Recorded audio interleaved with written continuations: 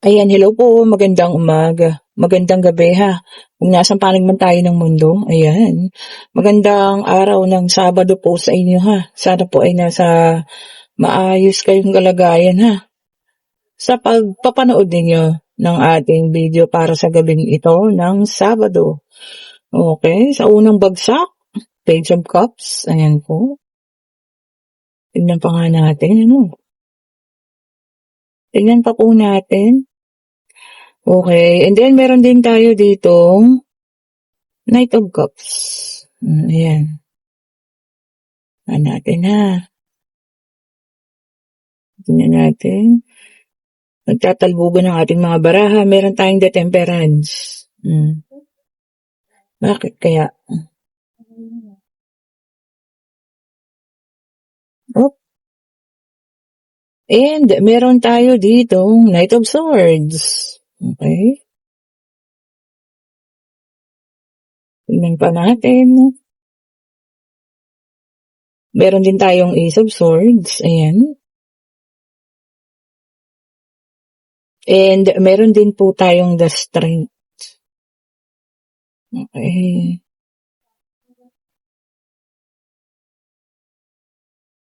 Tingnan pa natin ha. Ang dami nito.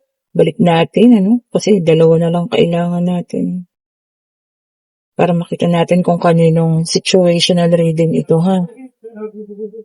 Okay, meron tayo ditong Two of Cups. Okay po.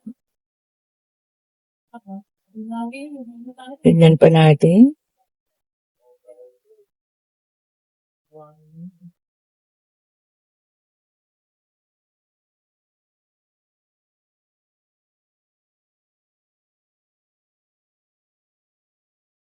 Tignan pa po natin ha. Isa na lang ang ating kulang para sa ating situational reading. Ayan, kamusta naman ang inyong nagdaang linggo na ito?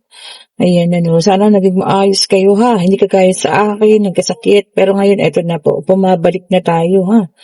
Sa ating dating kalakasan. Sabi ko nga sa inyo, hindi natin pwedeng tambayan ng sakit. Di ba? Madaming umaasa sa atin ditong mga alaga. Alam nyo yan. Tignan pa nga natin. Isa na lang po, ibigay nyo na sa amin at pang mabuo na ang ating situational.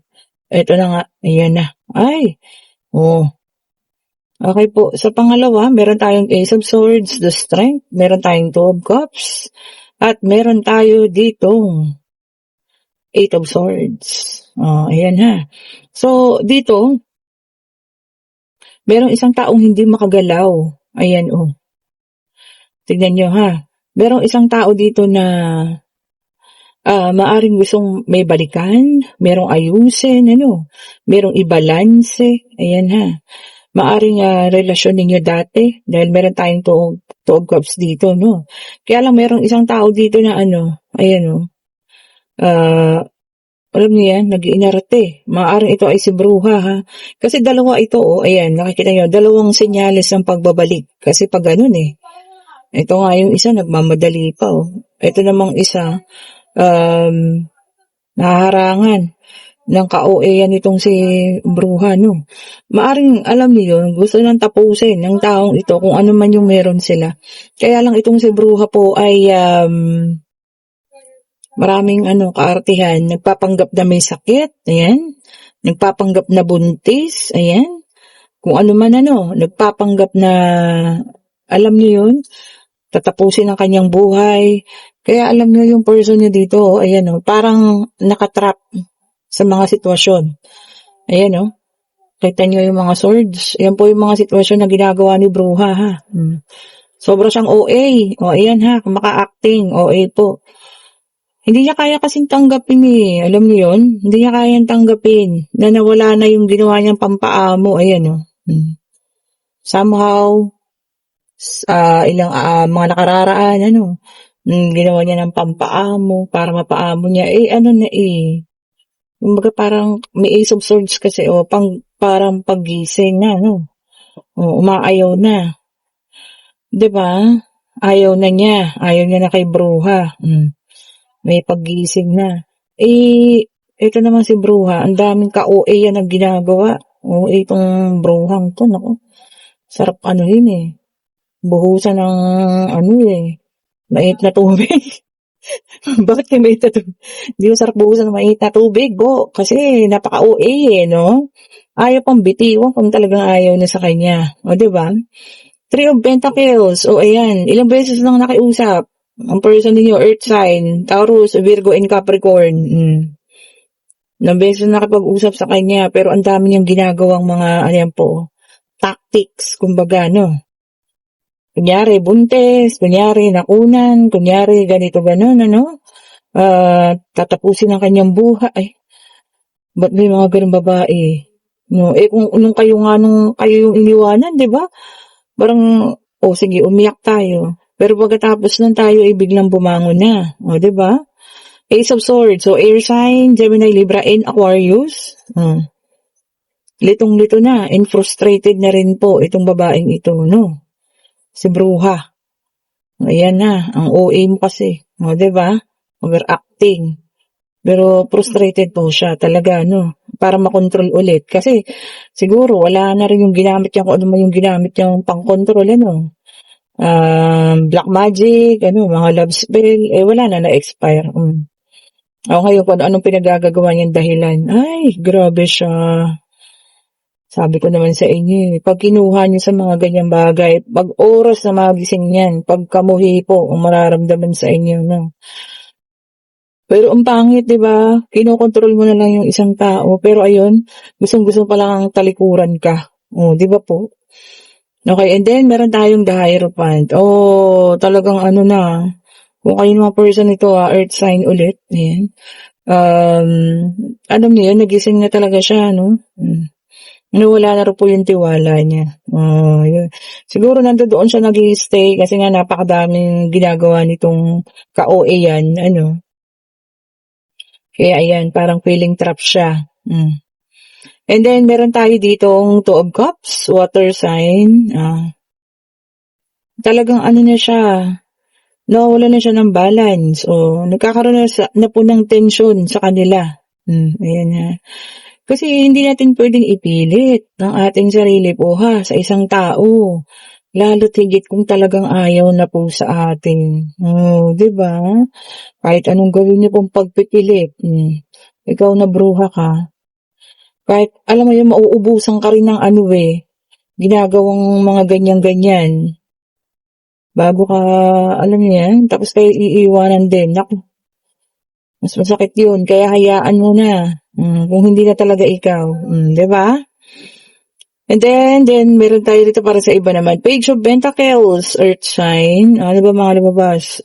Earth, air, water. Puro Earth pala to, ha? Marami-raming Earth ngayon, ha? Taurus, Virgo, and Capricorn. Oh, yung iba sa inyo rito, greediness. Oh, bakit? Magiging greedy daw. Or makakakilala kayo ng taong greedy. Oh, bakit naman? O, di ba? Huwag kayong pahahawa, ha? Alam niyo, ano ba sa Tagalog yung greedy? Matakaw, no? Parang ganun. Ano yung isang term? O, ayan, comment down below, ha? Kung maalala, nasa dulo ng dila ko. Di ba? Greediness. Sakim. Yun, nakuha rin. Huwag naman po, ha? Kung kayo yun, or kung meron kayong makikilalang taong ganun, or meron na kayong kakilala, no? Naku, malaking problema yun. Baka hatian ng mana o lupa yan. Tapos yung isa sa mga kapatid, sakim. Nako po!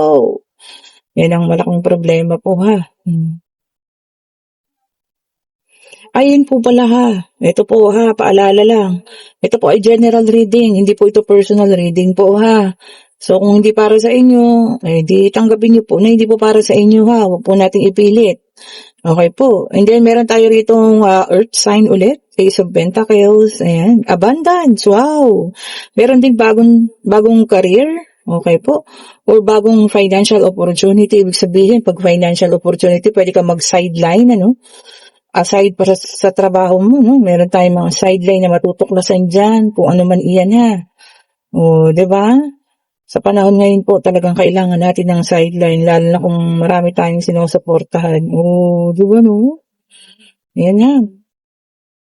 Diskarte. Eka nga, ano. So, makakapag-isip ka ng diskarte at sideline. Yan, maganda po yun ha, kung ano man yun. Sige, tignan pa nga natin. Oh, eto na. And then, meron tayong Two of Wands, fire sign, Aries, Leo, and Sagittarius. So, lumabas na lahat. Air, earth, water, tapos fire na to. Sabi niya rito, meron kayong travel plans. O, pag-alis ha. Kasi meron kayong gustong ma-achieve. Oh, 'di ba? Baka yung mga pangarap niyo sa buhay 'yan at gusto niyo pong ma-achieve. Oh, okay lang 'yun po. Basta hanggang kaya pa ng katawan natin, go lang ng go ha. 'Yun nga, 'wag natin pababayaan ang ating katawan po ha. Ang ating kalusugan. Oh, 'di ba? Basta kaya ng ating katawan, go lang. At eto nag-flip to Pentacles, Earth sign ulit. So, maraming earth po ha. O, dalawang water, isang air, isang fire. Sabi dito, maraming nangangailangan ng time management. Baka sobrang busy ha. Manage niyo po ang inyong mga oras. Ayan po ha. I-manage niyo po ang inyong mga oras. Para po maibalance ninyo ha. Ngayon kung kayo po yung nandun sa situational reading na maaaring kayo ay nagkakaayos na ng inyong person. Kaso itong si Bruha talagang gumagawa ng ka-OA yan. Sobrang kaartihan ng lintik. Ay nako, kailangan niyo po yun na mahaba-habang pasensya at huwag niyo siyang papatulan po ha, kasi nga OA siya eh. Marami siyang gagawin na kadramahan sa buhay niya. Di po ba? Alam niyo yun, nagsawa na yung person niyo eh. Kumbaga nakita na yung ugali niya eh. Di ba po no? Kaya hayaan niyo na siya. Tingnan natin. Yes and no card muna tayo po ha. Magtanong na kayo, pag-ibig, financial, pangyayari. Okay po. Pag-travel, kung ano man yan ha. Edukasyon. Okay po. Bukas ng ating mga numero ha. Bukas ng umaga. Magawa tayo ulit ng isang reading. Eto na. And yes po ang sagot. Kung ano man yung inyong itinanong ha. At meron kayong ipaglalaban or ipinaglalaban ngayon na katotohanan na dapat talagang siyang makapangyari. Sabi niya raw dito, standing on your ground. Yan ang ano man po yung inyong ipinaglalaban, kung yan po ay tama, at kung yan po talagang alam ninyo na karapat dapat matupad, ayan po. Sabi nga, doon tayo sa katotohanan lamang ha. Okay po, congratulations sa mga may nanalo sa loto. May nag-comment kanina, lumabas daw binigay ko kagabi. Ayan. Kung nakataya kayo, congrats po ha. Congratulations. Ayan ha. Kung ano man yung tinayaan ninyo. Sabi ko nga, katuwaan lang natin to ha. Huwag pong seryosohin. Yung mga seryoso dyan na mananaya na nagagalit pa sa akin. So huwag niyo pong seryosohin, katuwaan lamang natin ito doon sa mga humihingi ng numero. Siyempre maganda yung i-announce natin sa publiko para maraming manalo, no? Ayan, bukas ng umaga tayo magbibigay po ha. Abangan ninyo ang ating pangalawang reading.